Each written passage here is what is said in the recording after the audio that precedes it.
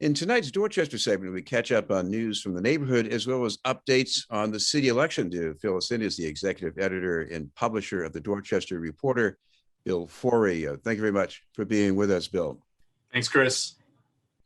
Bill, I want to, first of all, have you mention about the mayor's race here. You've got some reinforcements for political coverage. I expect it's going to be a lot more robust. So tell us about that, because there's a name involved here that might be familiar to some of our viewers.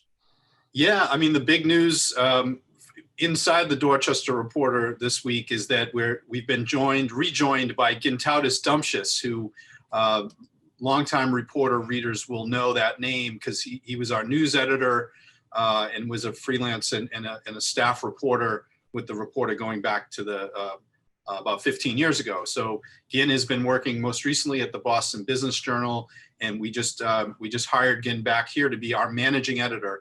So Gin will be covering and leading the coverage of the mayor's race, city council this year, in addition to a lot of other duties. And we're thrilled to have him back. We have a great team here with Katie Trajano and Gin and myself and a couple of other reporters, Rebecca Pereira, who will be focused on the mayor's race and city politics this year. So yeah, we're looking forward to really providing strong coverage from the Dorchester lens. One thing Gin knows very well is campaign finance, and that figures in a couple of the stories about the race that are in the Reporter. And one of them involves the group that did a poll. Tell us a little bit about the poll and put it in context too.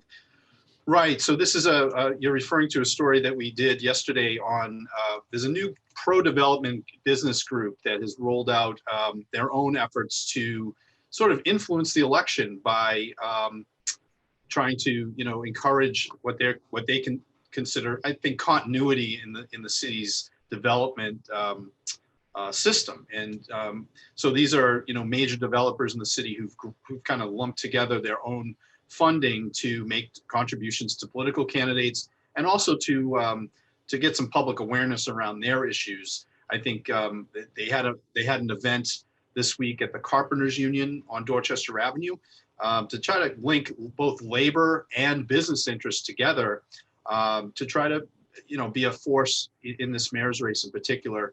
I think you'll see them, advertising, et cetera, and trying to make their point get across. Now, they did do a poll, this coalition, that's about a month old. So that's an important caveat to mention.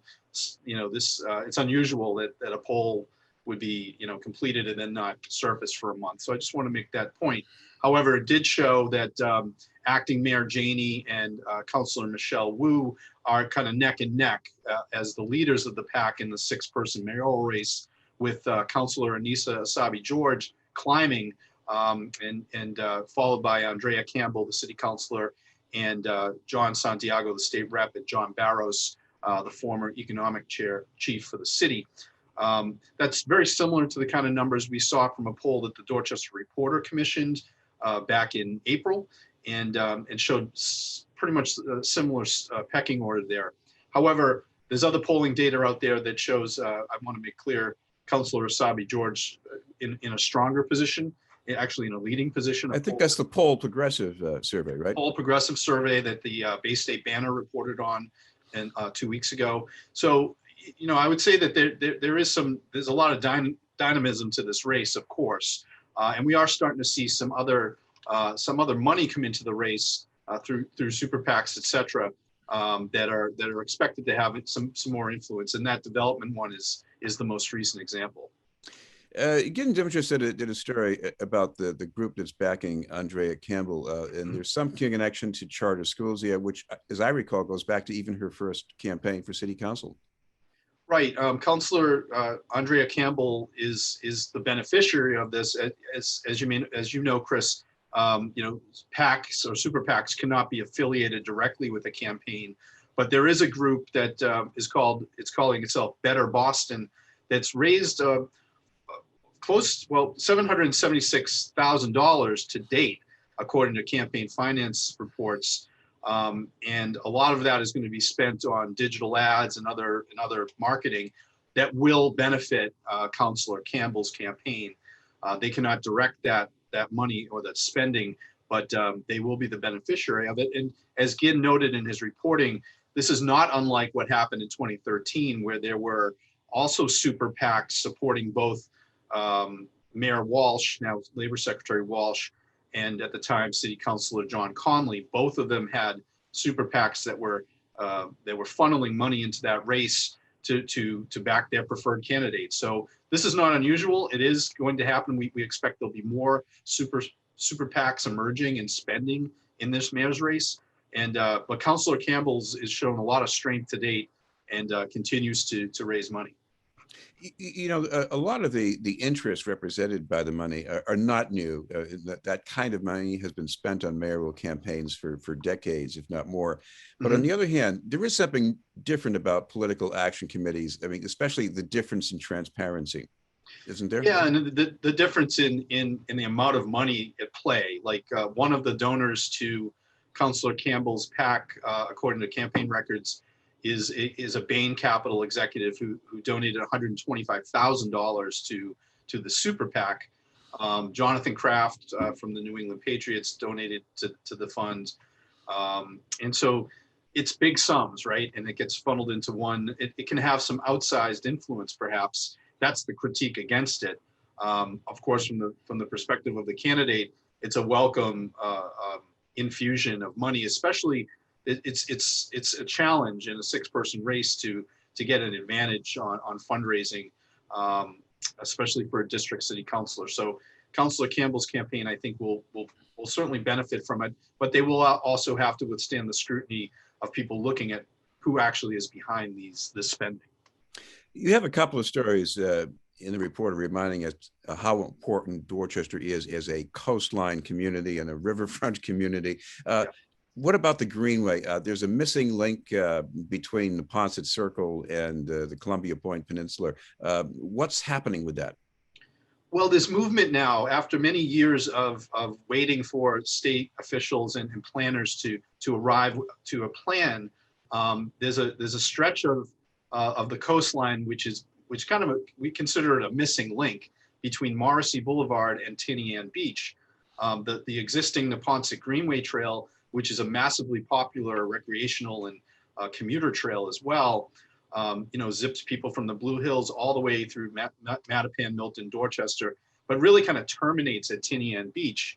And there's about just a little under a mile between that spot and where the trail really resumes, the Harbor Walk resumes over by the gas tank, the Rainbow gas tank. So they've been trying to arrive at a way to plug that gap and safely create transit for bicyclists and pedestrians who right now have to cross an expressway off-ramp at Morrissey Boulevard, which is not ideal, of course. There's some other, on-road sections of the connection that are unsafe really at intersections. So this has been a long time coming, and what we learned from the most recent meeting from state officials, the Department of Transportation and the Department of Conservation and Recreation have budgeted $8.5 million to create a new segment of the Neponset Greenway, part of which will include a pretty cool boardwalk, which will cut through the gas tank facility, which is owned by National Grid. It'll be an elevated boardwalk through marshland, essentially, that'll carry part of the trail over to Morrissey Boulevard by the Beats Drawbridge and create safer passage there. There is still some debate going, including in our pages this week, about the other section between Tinian and the gas tank. Some of us would like to see that routed along the waterfront, also on a boardwalk. And the state officials have decided that route is too expensive in their opinion and too prohibitive in other ways. But that debate continues. There's been a public comment period on this project, which, by the way, state officials hope to get started on construction next fall and complete it within 2 years. So that's, in that sense, it's great news because we've all been waiting for this connection to be conceived and executed for well over a decade. It's proven to be a big hurdle, but whatever happens, it's good news that it's moving towards actual, a start date. I want to ask you about something that is in a way connected to Juneteenth. Your staff writers fleshed this out in an interesting way. There is a painting. It is not a depiction of Juneteenth itself, but of something very much like it, the anticipation of the end of slavery in the 1860s. And I guess this is a painting that was done by somebody from Dorchester, and it ended up in the White House eventually. Fill us in about that. That's right. Seth Daniel, who's the editor at the Revere Journal and is also a Dorchester resident, is now also a reporter columnist. And we're pleased to have Seth's byline in the paper every month. But he wrote this week about his own connection to, he lives west of Washington, as people call it, the wild part of the neighborhood. There's an artist who grew up there and lived there back in the 19th century named William Tolman Carleton. Now, Mr. Carleton was a celebrated painter and teacher. He and his family were deeply rooted in the neighborhood. And back in the 1860s, he was painting scenes of emancipation. And he was connected to the abolition movement here in Boston and nationally. He made a very famous painting called The Watch Meeting, Waiting for the Hour, which is a depiction of slaves living in Texas at the time, or somewhere in the South. We're not sure exactly that location. And it depicts them waiting for that hour to turn from December 31st to January 1st in 1862-63, when they would be emancipated. That painting was something that was once in the White House and then left its custody for some period, was rediscovered in the 20th century, and now is hanging in the Lincoln bedroom at the White House. So quite a distinctive a distinction for that painter and obviously his work, and a kind of a cool connection for Juneteenth. This picture is not specifically about Juneteenth, but it's evocative of it, right? Of the Emancipation Proclamation and how that news was celebrated and delivered throughout the country, and especially in the South. Of course, Juneteenth is being observed today, here Friday, in Boston and across the country. It's now a federal holiday. So this is a cool little angle on it. And Seth did some digging and found the actual home that Carleton, he believes, lived in, and may have actually made this original painting in that home. So we also have a photo of the house on our cover this week. On Athelwald Street. Yes. If people want to go looking for it. Bill, if people want to find out anything else that's happening, you've got the feed, you got the website. So what should they do? Yeah, you can find us in print across the neighborhood, different stores and restaurants.